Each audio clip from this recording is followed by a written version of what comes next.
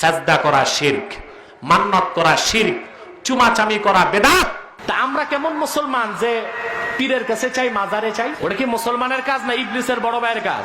পীরের কাছে যাবেন দোয়া নিতে, সোহবত নিতে, দিন শিখতে, কিছু চাইতে নয়। আল্লাহর ওলির মাজারে যাবেন জিয়ারত করতে, বরকত নিতে, তাওয়াজ্জু নিতে। মাজারে মান্নত করা শিরক, মাজারে সাজদা করা শিরক, মাজার ধুয়ে পানি খাওয়া বেদাত। এই সব বেদাতি কাজ মুসলমান করতে পারে না, এটা মুশরিকের কাজ, ঠিক কিনা বলেন? ওয়ালা নুশরিকা বিহি শাইআ, আল্লাহর সাথে আমরা কাউকে শরীক করব না। কোন পীর, কোন মাজার, কোন বাজার, কোন পাথর, কোন সৌধ, কোন মিনার, কোন প্রতিমা, কোন ভাস্কর্য, কোন ব্যক্তি বা বস্তুর সাথে আমার আল্লাহ রাব্বুল আলামিনকে শরীক করা যাবে না। আপনারা করেন? আপনারা মূর্তি পূজা করেন না, কিন্তু আপনাদের দেশে পীর পূজা আছে। আপনারা মূর্তি পূজা করেন না, মাজার পূজা করেন, আপনারা মিনার পূজা করেন, আপনারা সৌদের পূজা করেন, ঠিক কিনা বলে? এই শিরক ছাড়তে হবে, এই শিরক ছাড়তে হবে। ইবাদত হবে কার? সেই ইবাদতে কাউকে শরীক করা যাবে না। মুসলমান নামধারীদেরকে আমি দেখতেছি পীরের ছবি গলায় লটকায় নামাজ পড়ে। আছে আপনাদের দেশে? এটা শিরক কিনা বলেন? ছোট শিরক না শিরকে আকবার? তারপর দেখা যায় মাজারে সাজদা করে, পীরকে সাজদা করে। আপনি আল্লাহর ওলিদের মাজার জিয়ারত করবেন, কোনো সমস্যা নাই। আল্লাহর ওলিদের মাজার জিয়ারতে লাভ আছে। কি আছে? কারণ আল্লাহর ওলি মারা গেলে তার ক্ষমতা কমে না বাড়ে? জোরে বলেন, কমে না বাড়ে?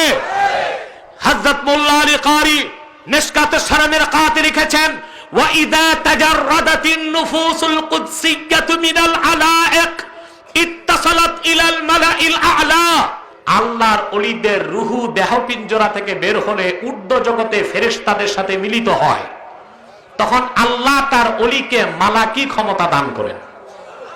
আল্লাহর ওলিদের মাজারে জিয়ারত করতে যাবেন, কিন্তু ওখানে যে মাথা নত করা শিরক, সাজদা করা শিরক, মান্নত করা শিরক, চুমাচামি করা বেদাত, এগুলো করবেন না। সাজদা একমাত্র আল্লাহর জন্য।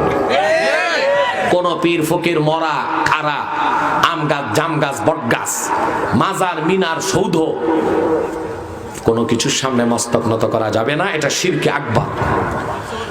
মাজারে মান্নত করা শিরক, মাজারে যে সাজদা দেওয়া শিরক, মাজার যে চুমা দেওয়া হারাম, মাজারে মস্তক নত করা হারাম, মাজার গোসল দিয়ে গোসল শরীফের নামে পানি খাওয়া বেদাত এবং হারাম। কবর তো কবর, এটার উপর আবার ঘর নির্মাণ করবেন কেন? দেখুন, আপনি আল্লাহর ওলির মাজারের চারপাশে আপনি ছাদ দিতে পারবেন, মানুষজন বসে তেলাওয়াত করতে পারে, জিয়ারত করতে পারে, কিন্তু মাজারের কবরের উপরে পাকা করা হাদিসে নিষেধ।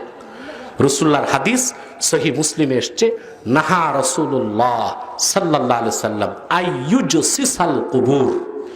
নবীজি মুহাম্মদ সাল্লাল্লাহু আলাইহি সাল্লাম কবর পাকা করতে নিষেধ করেছেন। এখন আমরা কি রাসূলুল্লাহর সুন্নত মানবো না কারো অন্য কারো দলিল মানবো? খাঁটি সুন্নত, সুন্নি সর্বাবস্থায় রাসূলুল্লাহর সুন্নত মানবে। অমুক আলেম কি বললো, অমুক জালেম কি বললো, অমুক বক্তা কি বললো, অমুক তক্তা কি বললো, এটি দেওয়ার দরকার নাই।